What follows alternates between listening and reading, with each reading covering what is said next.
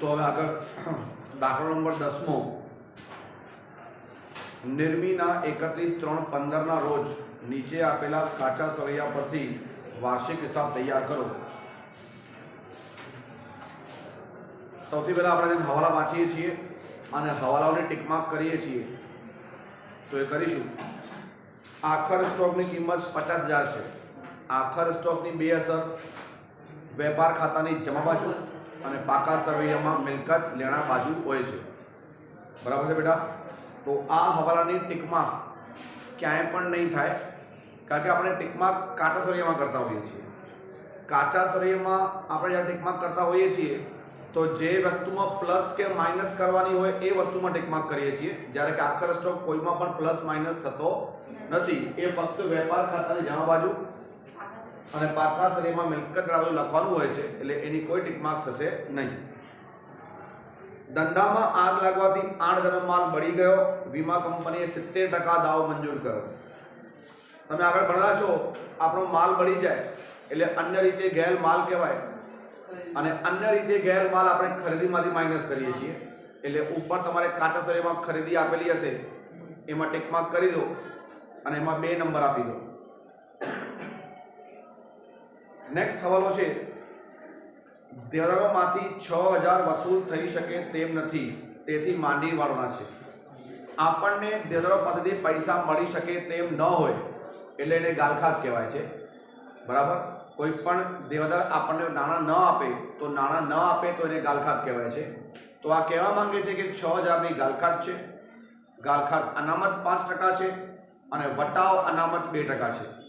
તો બેટા આ ગાલખાતના હવાલાની ટિક માર્ક આપણે હંમેશા કોના ઉપર કરી છે? કોને યાદ છે? દેવાદારો ઉપર। તો ઉપર તમારે આપેલા હશે દેવાદારો, એના ઉપર નંબર 3 આપી દો। ગાલખાતના હવાલાની ટિક માર્ક જે હોય છે એ દેવાદારો ઉપર આપવામાં આવે છે। પછી તે 6,000ની ખરીદી 1,000ની ખરીદ પરતની નોંધ થઈ નથી। હવે ખરીદી નોંધેલ નથી અને ખરીદ પરત નોંધેલ નથી, તો નહીં નોંધેલ ખરીદીની બે અસર ખરીદીમાં ઉમેરાશે, લેણદારમાં ઉમેરાશે। તો ખરીદી અને લેણદાર બંને ઉપર ટિક માર્ક કરી દો અને એને 4 નંબર આપી દો। ખરીદી અને લેણદાર ઉપર 4 નંબર આપી દો। પછી કે છે કાયમી મિલકત પર 10% ઘસારો કરો। હવે કાયમી મિલકતો ઉપર 10% ઘસારો કરીએ તો તમે કાચા સરવૈયામાં જુઓ, ઉપર મકાન, યંત્ર અને ફર્નિચર આપેલા છે। મકાન, યંત્ર અને ફર્નિચર એ આપણી કાયમી મિલકતો છે। લોંગ ટર્મ, લાંબા ગાળા માટે ઉપયોગ થઈ શકે એવી મિલકતો છે, સ્થિર મિલકતો છે। તો આના ઉપર ટિક માર્ક કરો, નંબર 5 આપી દો। વીમા પ્રીમિયમ 3200 આવતા વર્ષના છે। કાઇન્ડલી મેક અંડરલાઇન, આવતા વર્ષના છે એનો મતલબ છે અગાઉથી ચૂકવેલ છે। કોઈ જો વીમા પ્રીમિયમ આવતા વર્ષના છે, આવતા વર્ષના છે એનો મતલબ શું? કે આવતા વર્ષની રકમ આપણે આ વર્ષે ચૂકવાઈ ગઈ છે, જેને કહેવાય છે અગાઉથી ચૂકવેલ। તો વીમા પ્રીમિયમ ઉપર ટિક માર્ક કરો, વીમા પ્રીમિયમ ઉપર ટિક માર્ક કરો અને નંબર આપી દો 6। 50% કમિશન મળેલ છે। 50% કમિશન મળેલ છે એનો મતલબ શું છે? કે બાકીના 50% મળવાની બાકી છે। તો કમિશન ઉપર ટિક કરો, મળેલ કમિશન આપેલી હશે।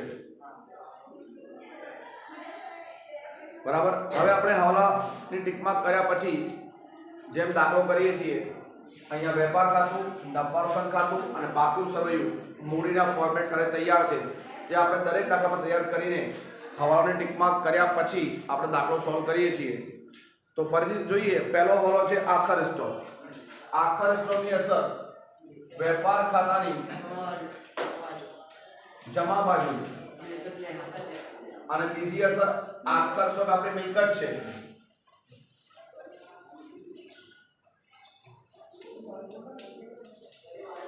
એટલે મિલકતમાં 50,000 રૂપિયા। આ થઈ આપણી બે અસર આખર સ્ટોકની। 8,000 માલ બળી ગયો, વીમા કંપનીએ 70% દાવો મંજૂર કર્યો। સૌથી પહેલા માલ કેટલો બળી ગયો છે? 8,000 રૂપિયા। એટલે અન્ય રીતે ગેર માલ કહેવાય 8,000 રૂપિયા, જે ખરીદીમાંથી આપણે માઇનસ કરીએ છીએ। તો જો દાખલામાં ખરીદી કેટલાની છે? 1,80,000 ખરીદી વેપાર ખાતાની ઉધાર બાજુ माइनस बड़ी गैल माल रुपया 8,000 तो बाकी रहा 1,72,000। હવે 8,000 નો માલ બળી ગયો, વીમા કંપનીએ 70% દાવો મંજૂર કર્યો, તો 8,000 ના 70% 5,600 5,600 નો દાવો મંજૂર થયો। દાવો મંજૂર થયો એટલે શું? આપણું વીમા કંપની પાસેથી લેણું ઊભું થયું। આપણે વીમા કંપની પાસેથી હવે નાણાં લઈશું 70% નાણાં, કારણ કે વીમા કંપની દાવો મંજૂર કરે એટલે એ આપણને ભવિષ્યમાં રકમ ચૂકવે। તો 5,600 નું આપણું લેણું ઊભું થયું।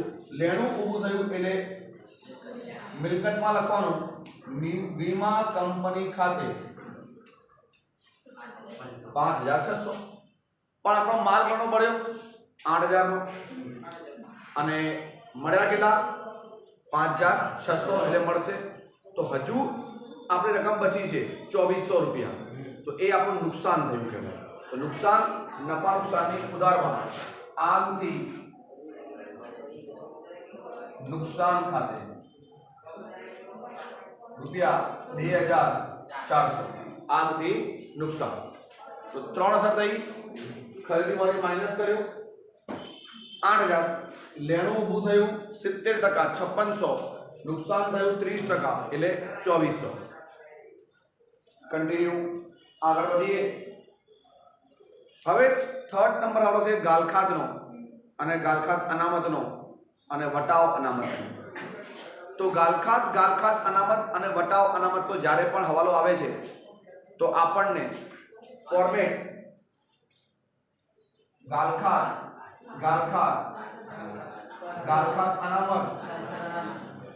અનામત છેલ્લું વાળું માઈનસ ક આ ફોર્મેટ આપણે હમણાં બનાવીએ છીએ। ध्यान रखो बेटा, आ दाखला में वटाव अनामत पण छे हवाला में। और वटाव अनामत ज्यारे होय, जे पहली बार सीखी रह्या होय बाळको, तो वटाव अनामत तो पण एक फॉर्मेट छे અને એ છે આપેલ વટાવ અનામત અને છેલ્લું વાળું માઈનસ ક હ ક। ફરી કહું છું, આપેલ વટાવ અનામત बराबर। आ बे फॉर्मेट था। आ गालखातनी असर आपवा माटे, आ वटावनी असर आपवा माटे। અને પાકા સરવૈયામાં મિલકત ગણવામાં આપણે દેવાદારોમાંથી માઈનસ કરીએ છીએ ગાલખાત હવાલાવાળી અને ગાલખાત અનામત પણ હવાલાવાળી। અને ત્રીજી વસ્તુ જે હવાલામાં છે વટાવ અનામત હવાલાવાળી। गालखात અને गालखात अनामत तो मोस्टली दरेक दाखलाમાં હોય છે, વટાવ અનામત પણ છે અને વટાવ અનામત હવાલામાં છે એટલા માટે આપણે વટાવ આપેલ વટાવ અનામત અને વટાવ અનામત ક કાચું સરવૈયું હવાલો કાચું સરવૈયું આ ફોર્મેટ બનાવ્યું। હવે સૌથી પહેલા મિલકત લેણા બાજુથી આપણે શરૂઆત કરતા હોઈએ છીએ। તો દાખલામાં પહેલા રકમ જોવાની દેવાદારની કે દેવાદારો કેટલાના છે 81,000 રૂપિયા। હવે હવાલો જુઓ 3 નંબર હવાલો જુઓ, દેવાદારોમાંથી 6,000 મળી શકે તેમ નથી, એટલે આપણી ગાલખાત થઈ 6,000 રૂપિયા, બાકી રહ્યા 75,000 રૂપિયા। પછી ગાલખાત અનામત છે હવાલામાં જુઓ 5%, એટલે 75,000 ના 5% કરો 3750 આવે, તો બાકી રહ્યા 71,250। 71,250 માંથી હવે આ 71,250 ના આગળ જુઓ હવાલામાં 2% વટાવ અનામત છે બેટા, તો આ 71,250 ના 2% શોધો 1,425 અને કરો માઈનસ 69,825 આ રકમ જશે બહાર। तो हवालानी त्रण रकम पहला गालखात, પછી ગાલખાત અનામત અને પછી વટાવ અનામત બાદ કર્યું। હવે બેટા આ ગાલખાત અને ગાલખાત અનામત જે હવાલાવાળી છે એની બીજી અસર આ 6,000 અને 3750 વાળી, આ 6,000 અને 3750 જો ગાલખાત હવાલો અને ગાલખાત અનામત હવાલા મૂકી દીધું। અને આ વટાવ અનામત છે હવાલાની 1425 રૂપિયા, એ વટાવ અનામત હવાલામાં 1425 રૂપિયા લખી દીધા. આ હવાલાની આપણે બે અસર આપીએ છીએ, એટલે પહેલી અસર અહીંયા અને બીજી અસર આપણે નફા નુકસાનમાં આપી દીધી. હવે કાચા સરવૈયામાં જુઓ ગાલખાત અને ગાલખાત અનામત કેટલી છે. ગાલખાત છે 12080 અને ગાલખાત અનામત છે 12600. હવે ઉપરની ત્રણ રકમ પ્લસ કરો અને છેલ્લી વાળી માઈનસ કરો. જો કેટલા આવે બેટા કેલ્સી યુઝ કરો.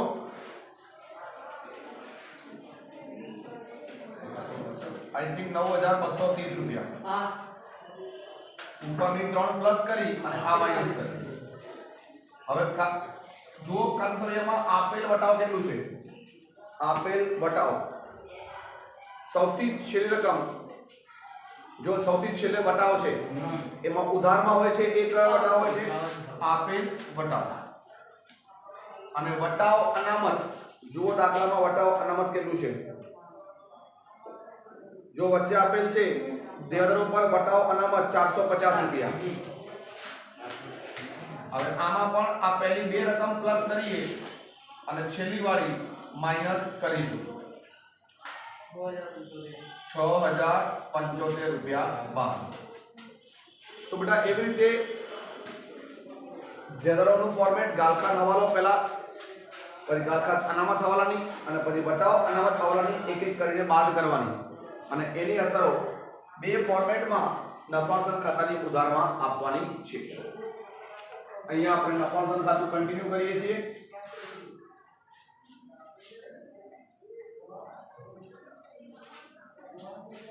આગળ નેક્સ્ટ સવાલ છે ખરીદી 6000 અને ખરીદ પરત 1000 ની નોંધ થઈ નથી, એટલે નહીં નોંધેલ ખરીદી. નહીં નોંધેલ ખરીદી આપણે કરીએ છીએ ખરીદીમાં પ્લસ નહીં નોંધેલ રૂપિયા 6000. તો આ ગયા 1,78,000 રૂપિયા.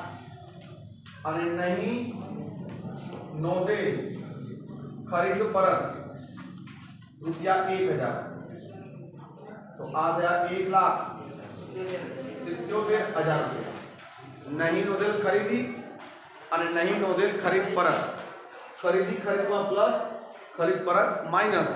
અને ખરીદીની બીજી અસર આપણે આપીએ છીએ લેણદારમાં. તો લેણદારો દાખલામાં જુઓ કેટલા છે. 28,200 પ્લસ નહીં નોંધેલ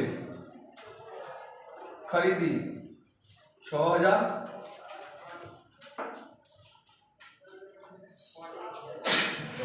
અને માઈનસ નહીં નોંધેલ ખરીદ પરત એટલે 33,200 જશે બહાર. ખરીદીમાં જે પ્લસ અને માઈનસ કર્યું એ આપણે લેણદારમાં પ્લસ માઈનસ કરવાનું હોય છે.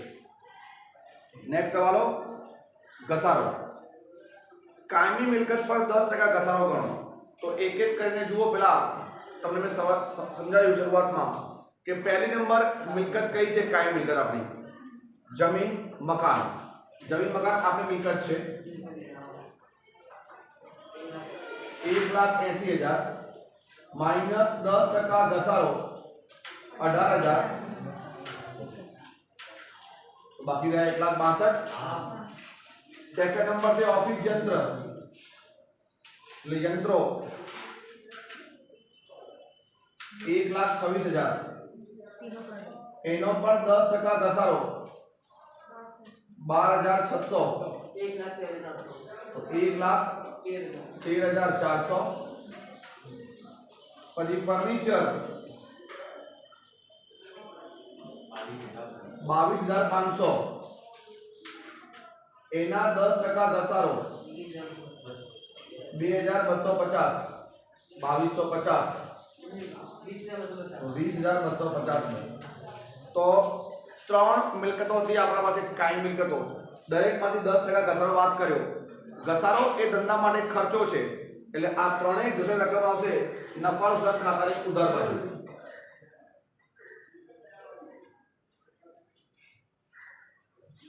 जमीन पर घसारो 18,000, यंत्रों पर घसारो 12,600,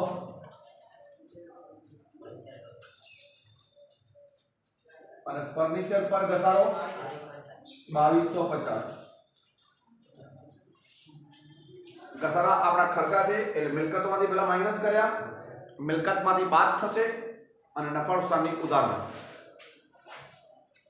વીમા પ્રીમિયમ 3200 આવતા વર્ષના છે. જેમ મેં તમને કીધું આવતા વર્ષના છે એટલે અગાઉથી ચૂકવેલ છે. તો અગાઉથી ચૂકવેલ રકમ હંમેશા આપણે જે તે ખર્ચમાંથી બાદ કરીએ છીએ અને બીજું આપણે મિલકતમાં લખીએ છીએ કારણ કે અગાઉથી ચૂકવેલ હોય એટલે આપણું લેણું ઊભું થાય છે એટલે બીજી અસર મિલકતમાં આવશે. પહેલી અસર વીમા પ્રીમિયમમાંથી બાદ થશે.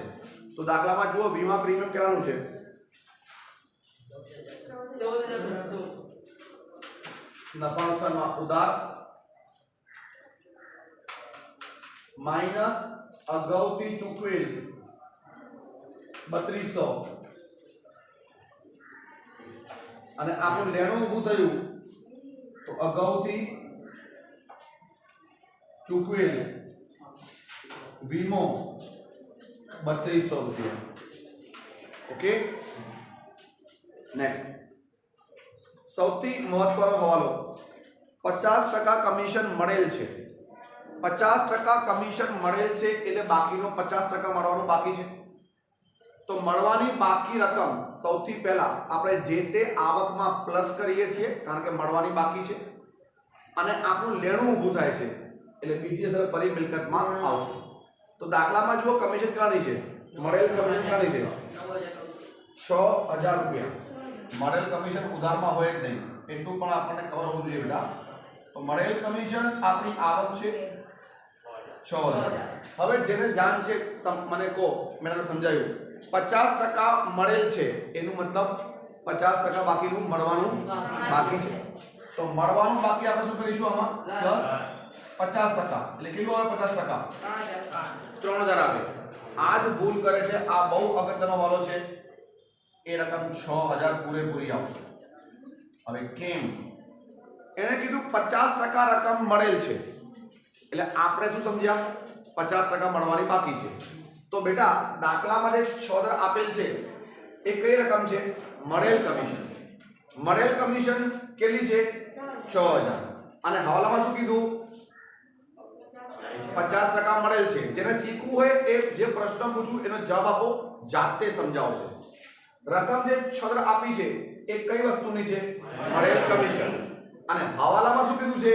50% રકમ મળેલ છે. તો આ રકમ 50% થશે ને? કારણ કે આ 50% મળેલ કમિશન છે, બરાબર. તો 50% મળેલ કમિશન 6,000 છે. તો જે બાકીની 50% મળવાની બાકી છે એ પણ કેટલી હશે? 6,000. આના 50% કરવાની જરૂર નથી. હંમેશા કાચા સમયમાં જે રકમ આપેલી હોય છે ને બેટા એ હંમેશા મળેલ રકમ હોય છે. તો મળેલ રકમ 6,000 છે અને હવાલામાં બોલે છે કે 50% મળેલ છે. તો 6,000 જ 50% કહેવાય ને. તો બાકીના 50% જે હશે એ પણ કેટલી હશે? 6,000. બરાબર. તો મળવાની કઈ કમિશન? આપણું લેણું ઊભું થયું,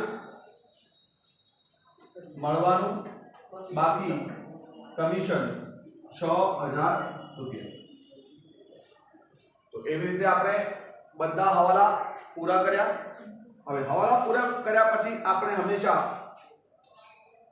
ગુપ્ત હવાલા સોલ્વ કરતા હોઈએ છીએ. તો આ દાખલામાં એક નવો ગુપ્ત હવાલો છે જે ભાડા પટ્ટાનો મકાન 45,000 રૂપિયા. સૌથી પહેલા ભાડા પટ્ટાનું મકાન એટલે શું? ભાડા પટ્ટો એટલે છે. ભાડો પટ્ટો કોને કહેવાય? જ્યારે આપણે કોઈ પણ મિલકતનો ઉપયોગ લાંબા ગાળા માટે ભાડેથી લઈ લઈએ એને કહેવાય ભાડો પટ્ટો.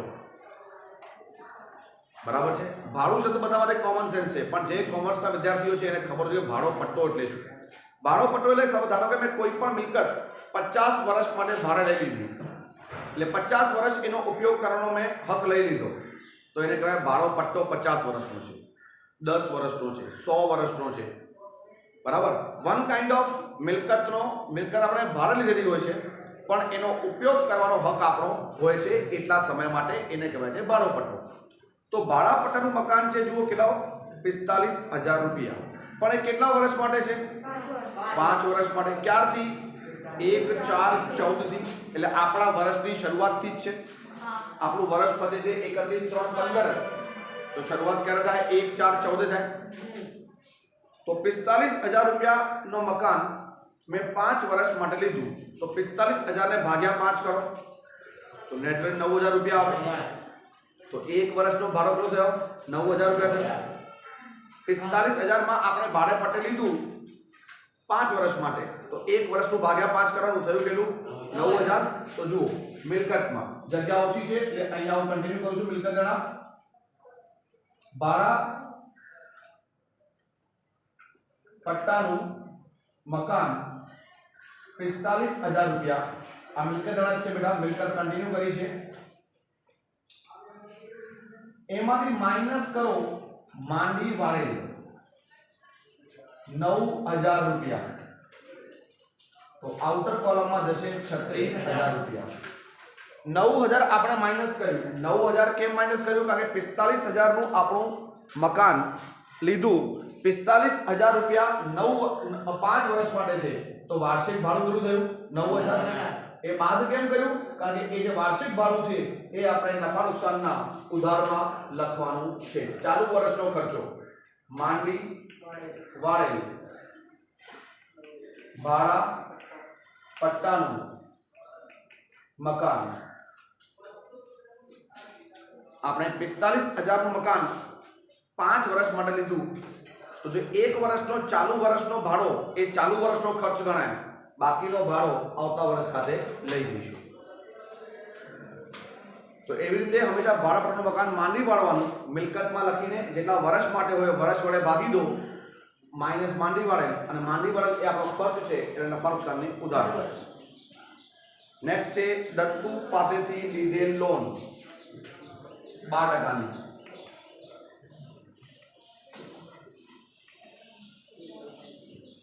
12%ની લોન છે અને લીધી છે 1/10 રૂપિયા 27,000. હવે સૌથી પહેલા આપણે લોનના તો ગુપ્તવાલા ઘણા કર્યા છે, ફરી એકવાર કરીએ. સૌથી પહેલા આનું વ્યાજ શોધો. આ જો ગણતરી 27,000 ની લોન છે, 12% છે. આમાં લોન ક્યારે લીધી આપણે? 1/10. 1/10 લોન લીધી તો આપણું વર્ષ પતે છે 31/3, તો 10, 11, 12, 1, 2, 3 6 માસ માટે લોન કહેવાય, તો ગુણ્યા 6/12.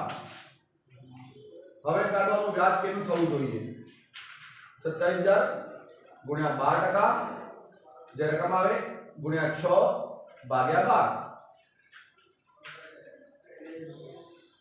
કેટલી આવે? 1,620 રૂપિયા લોનનું વ્યાજ આવે છે. હવે લોનનું વ્યાજ 1,620 રૂપિયા આવ્યું. હવે જેમ આપણે જોઈજો કાચા સળિયામાં કોઈ લોન પર વ્યાજ આપેલું છે? પેલા ચેક કરો ક્યારે ક્યારે આપેલું હોય છે. આગળના દાખલાઓ તમે કરેલું છે? આમાં નથી આપેલું. આ દાખલામાં લોનનું વ્યાજ કાચા સળિયામાં આપેલ નથી. આપણું વ્યાજ કેટલું આવ્યું? 1,620, પણ કાચા સળિયામાં આપેલ નથી. એનું મતલબ એ થયું કે આપણો 1,620 નો વ્યાજ ચૂકવવાનો બાકી હશે. કારણ કે કાચા સળિયામાં આપેલ હોય એનું મતલબ છે એ ચૂકવાઈ ગયું છે આટલું વ્યાજ, પણ કાચા સળિયામાં આપ્યું નથી એનું મતલબ એ છે કે ચૂકવવાનું બાકી હશે. તો લોનમાં પ્લસ કરીશું ચૂકવવાનો બાકી વ્યાજ 1,620, અને લોન પર વ્યાજ આપણો ખર્ચો છે એટલે નફા નુકસાનની ઉધારમાં લોન પર વ્યાજ ચૂકવવાનો બાકી 1,620 રૂપિયા. ઓકે, તો આ આપણા હવાલા પતી ગયા, ગુપ્તાવાલા પતી ગયા. હવે આપણે કરીએ ખતવણી, જે આપણે કરતા હોઈએ છીએ કાચા સળિયાની. સૌથી પહેલા મૂડી લખીએ છીએ મૂડી દેવામાં. એના પછી ઉપાડ પણ આપણે 16,200.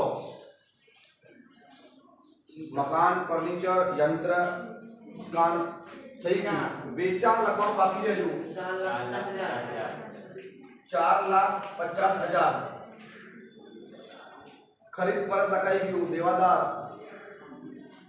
ખરીદ પરત બાકી છે બેટા અહીંયા બાદ કરવાની -10,800 1,66,200 રૂપિયા જશે બહાર પછી વેચાણ પરત 9,000 રૂપિયા છે તો વેચાણ પરત માઈનસ કરીએ વેચાણમાંથી તો બાકી રહ્યા 4,41,000 રૂપિયા નૂર એટલે રેલવે નૂર ભાડું રૂપિયા 13,500 પરચુરણ ખર્ચ નફા નુકસાની ઉધારમાં પરચુરણ ખર્ચ 3150 એના પછી માલ સ્ટોક 1,414 એટલે શરૂઆતનો સ્ટોક કહેવાય નફા નુકસાની ઉધારમાં 9,900 પગાર આપણો ખર્ચ છે રૂપિયા 42,000 મજૂરી વેપાર ખાતાની ઉધાર બાજુ 6,600 લેણદારો લખાઈ ગયા છે ડેડ સ્ટોક એ આપણી મિલકત છે તો મિલકતમાં આવશે dead stock 4,500 bank overdraft next છે બેંક ઓવરડ્રાફ્ટ જે આપણું દેવું છે BOD બેંક ઓવરડ્રાફ્ટ 18,900 રોકડ સિલક મિલકત 36,720 આવક માલ ગાડી ભાડું વેપાર ખાતાની ઉધાર બાજુ જાવક માલ ગાડી ભાડું રૂપિયા 7,500 નફા નુકસાનના ઉધારમાં આવશે અહીંયા હું નફા નુકસાનનો ઉધાર કન્ટિન્યુ કરું છું જાવક માલ ગાડી ભાડું નફા નુકસાન ખાતાની ઉધાર બાજુ ત્યાં જગ્યા ઓછી છે એટલે આ બધું લખું છું હુંડીઓ તો હુંડીઓમાં જે ઉધારમાં હોય છે એ હોય છે આપણી લેણી હુંડી 12,000 અને જે જામાં હોય છે એ આપણી હોય છે દેવી હુંડી 7,000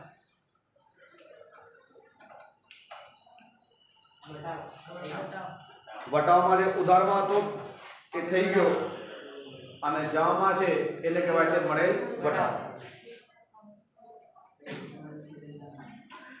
રૂપિયા 2,000 લોકેલ છે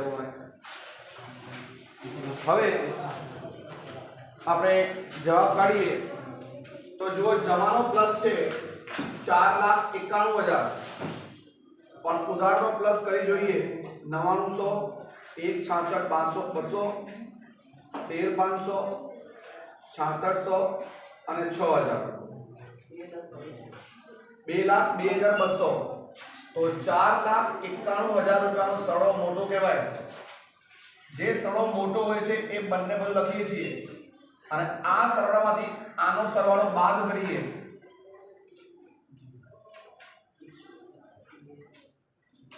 2,88,800 આ કહેવાય આપણો કાચો નફો જે લઈ જઈશું નફા નુકસાનની જમામાં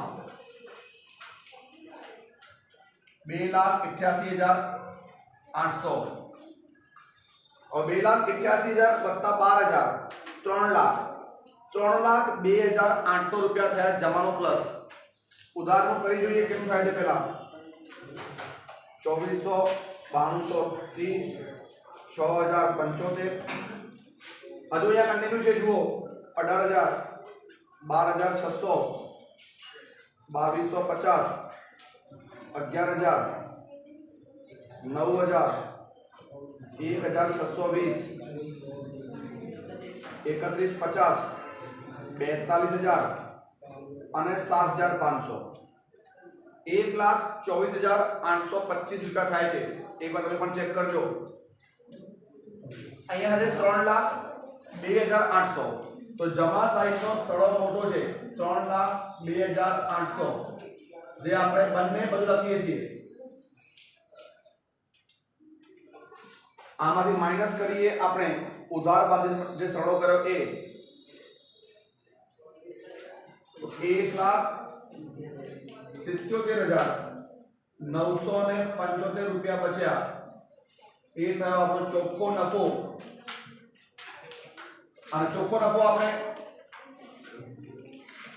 મૂડીમાં પ્લસ કરીએ છીએ।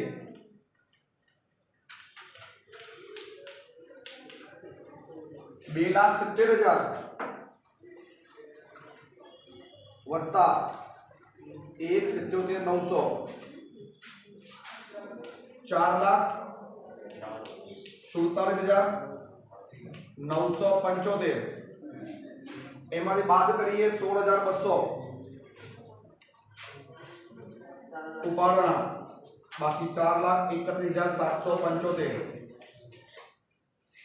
અને હવે પાકું સરવાળું 33,200 પ્લસ કરીએ 28,620 18,900 અને 7,000 5,19,495 અને 5,19,495 તો બંને બધો સરળ થશે આપણો સ્ટેડી થઈ ગયું। તો એવી રીતે આ એક ઇમ્પોર્ટન્ટ દાખલો મહત્વનો દાખલો આપણે પૂરો કર્યો।